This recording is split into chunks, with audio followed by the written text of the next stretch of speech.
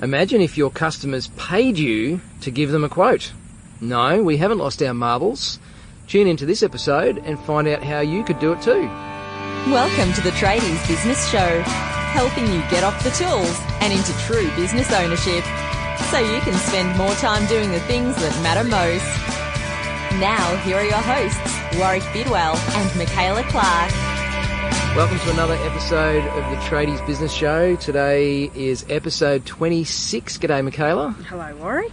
We've got the device working this time. Well, I've got the device working as the inept technical director, but people are looking at us strange again today, aren't they, Michaela? They are, because we are out and about again today for our episode. It's always good to change your environment and try something different, and so we're one with nature today. The birds are singing, the sun is shining, and we're sitting in the middle of a park. We are. So we're down by the banks of the river. That sounds interesting, doesn't it? I've got to remember not to turn my head away from this thing, but we're sitting by the beautiful Brisbane River, so we give away our location for today. And there was a pile driving machine in the background before, so if you hear a big bass beat, it's not me tapping my fingers on the table, listeners. No, and there is some arborists hanging around, and children and dogs and all sorts of things, so hopefully they'll just be quiet for the next little while. I'll just yell at them. So today we want to talk about, as we sort of gave away in the intro to the show, is how to charge for quotes. You're going crazy! Are you mad? I've lost my marbles. Charge for quotes. How Never. on earth can you charge for a No quote? one will pay for a quote, Warwick. That's right, and certainly that's the perception, isn't it? Is that I can't charge for quotes. I've got to do the whole free quote thing. Apart from the fact that's what everybody else seems to be doing. Who would pay to get a quote for work that I'm going to do for you? Never. It never happened. So the problem with this whole free quote thing, and I see a number of problems with the clients that I work with at Tradies Business Toolkit, is the time involved. And a great example of this, I chatted to a fencing company a little while ago and just talked to them about their sales process, and the business owner's biggest problem was that he didn't have time to do things. That's what he said to me. I just don't have time for everything, Warwick. And I was like, oh, okay. So tell me a bit about your sales process and your revenue and how many quotes have you got in the pipeline? Anyway, long story short, the guy turns over about $1.5 to $2 million a year, plus he had done $1 million worth of quotes in the previous 12 months that hadn't gone ahead. Wow. So he'd quoted on almost twice as much business as what he'd actually done. So can you imagine the time he burnt driving to sites, measuring up, sitting in the office, tapping away at the computer, worse still, scratching them out on pieces of paper and sending those to his clients who never actually bought anything from him. And they probably were so busy doing that they didn't even followed up those quotes. That's even right. when they spent all that time doing it, they didn't have enough time to even follow up after all that work was done. And that was one of his other big problems, is he said, I don't have time to follow up the quotes that I've done. So how is he going to convert them into customers if he's not following them up? So massive issue is the amount of time put into doing all of these free quotes. Some of the other problems that I see with that is just the way that devalues our advice as professional tradespeople. Going, racing around the countryside, giving away our advice and recommendations for free really doesn't do our industry any favours. No. So there are a couple of big problems that I see. You see any issues with free quoting, Michaela?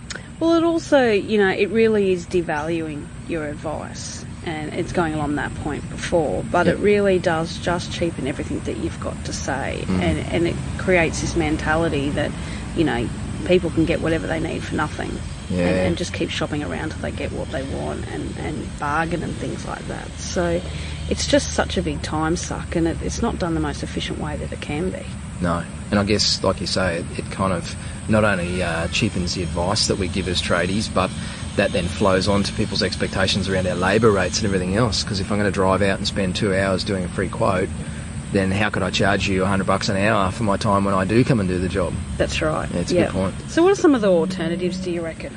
Well, look, some of the alternatives are, I suppose, a couple of initial ones is perhaps look at working on our conversion rates. So I know time is definitely an issue for a lot of our listeners, but tweaking that sales process and looking for ways to perhaps outsource some tasks to someone like yourself at Tradies VA, so that you've got the time to follow up the quotes. Because often it's just a simple phone call because you think about the stories we hear, Michaela, that tradies just don't follow up. They don't ring people back. So for our listeners who are all proactive, committed business people, if you can just pick up the phone and follow up your quotes, you're probably going to be ahead of the game already.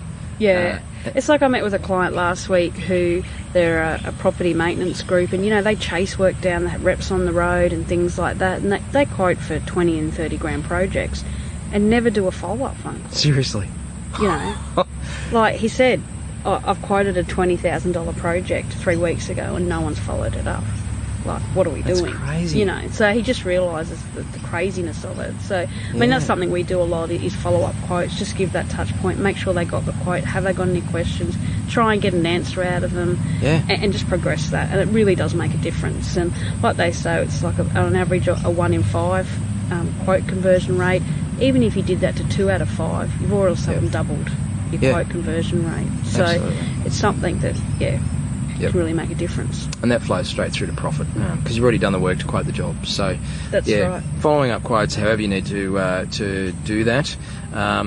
Bit better qualification of prospects as well. And this is one that I have a few arguments about with people, is stop saying yes to everything and everybody. I was listening to a great podcast, funnily enough, somebody else's. I do listen to other people's voices apart from my own. But they were just talking about, I guess, this fear around saying no. And particularly when we first start out in business, we feel like we have to be all things to all people. And, you know, when we're starting out, we want to take on what we can get. But as you progress in business, you have to start being a little more selective and working out who are you best placed to deal with. You know, sometimes maybe you're not the right person to do their job for them. That's right. And if they're ringing up wanting something done in 6 months' time, really, is that worth your time going out now? Quote on it? Yeah. You know, and just asking even just a couple of questions from the initial phone call can really dramatically help make you going out to better quotes and better qualified ones. So just a few simple questions around timing, budgets, what are they actually after, and being more selective in what you do. I love that, and the key word you said there, Michaela, is questions. And some of the simplest things you can do is actually, it's a bit like a script, but make a list of some of the key questions you need to ask people when they phone up and say, how much to replace my toilet cistern, or how much to, do the brakes on my car, is to have some good quality questions to ask people so that you're not caught on the spot, and you can just pre-qualify a little bit, and like you said, work out maybe budget, timing, how important it is to them, perhaps their values around quality and that sort of stuff. So then you can really start to position your business in the right way for that person, or work out if, you're just ringing for a third quote so you can take it to your wife and make a decision. Honestly, that's probably not going to be us, because, you're going to get shopped out against someone cheaper anyway. Yep. So great point there. And a couple of last ones here. Look, you could put your prices up in general to sort of cover the fact that you're racing around doing all this free time stuff. We'll talk in another episode about that one, I think. We'll leave that for another day when we don't have a pile driving machine in the background. But what about this concept of actually charging to go out and do a quote? Do we have to talk about it? Well, it's kind of what we said. It's a bit scary. Charge for quotes. Look, it is a bit scary and it's a bit weird. There are people doing it, and I want to talk about someone we had on an episode way back in episode 5. Oh, the good old days of this podcast. So if you haven't listened to episode 5, press pause on this one now, jump back, and just have a listen to Ben Perrin from Adrian Perrin Plumbing, where he talks about his business in general, but Ben is a plumber who actually charges for quotes. And he started doing this a little while ago now, a couple of years ago, so he's still in business. He still gets customers. And they charge, in the vicinity of $80, $90 to go and do a quote, because he was one of these tradies with that same problem, running around doing all these free quotes. People were really just getting the 3 prices to make a decision, and it wasn't working out for him, and he had no time. So he started charging for quotes, and what happened was he got more committed customers. His conversion rate actually went up because the people who did want a quote wanted a professional. They were willing to pay to get the pricing and the advice, because he's a professional plumber, so he's actually going out and giving recommendations about drainage or guttering or whatever. So that has some value in it, and it was positioned really well. And those people are converting like crazy because they can experience his whole sales process and his professionalism. They're willing to pay for the advice, so they're obviously committed to the process. Yeah. And they turn out to be much better customers as well in the long run, and it weeds out those tyre kickers and price shoppers that I know lots and lots of tradies complain about out there in the market. And so out of how many inquiries that he gets, how many actually take up the pay quote scenario, do you know? Well, he was surprised actually when he first put it in place, when I chatted to him about it. And basically, the customers that he talks to now, he pretty much has next to no pushback about paying for the quote. Right. People are just like, that's fair enough. You're a professional, you're going to come and give us some advice. And if they go ahead with him and get the work done, he just knocks that off the price. Yep. So really it's just a deposit on getting the work done. And the assumption is from Ben is that, well, they're going to use him because he's professional, he's got a great team, he's got an awesome culture, he's got a great reputation in his region. So it's almost like it just shows people how confident him and his team are in the work that they're doing. Yeah. And so what sort of script would he use when someone rings up wanting a quote? What sort of some things people can say to make that, process easier and get the customer on board? Look, it's literally just explaining the process to them, and it comes down to building value in dealing with a professional tradesperson versus, your backyard guy. And g'day to all the backyard operators out there listening to the podcast. They wouldn't be listening to us. What are you talking about? But if you're a backyarder, no doubt, and you are listening to this, you're striving to build a more professional business that you can perhaps get off the tools. So some of the stuff that you would look to be saying is just talking people through your process. So look, what we're going to do, Mrs. Jones, is we're going to send one of our qualified tradespeople out. He's going to spend some time with you, assess the job, put together a written report for you, and we'll deliver that back to you with some recommendations about what we think you should be doing and what the best solutions are for you.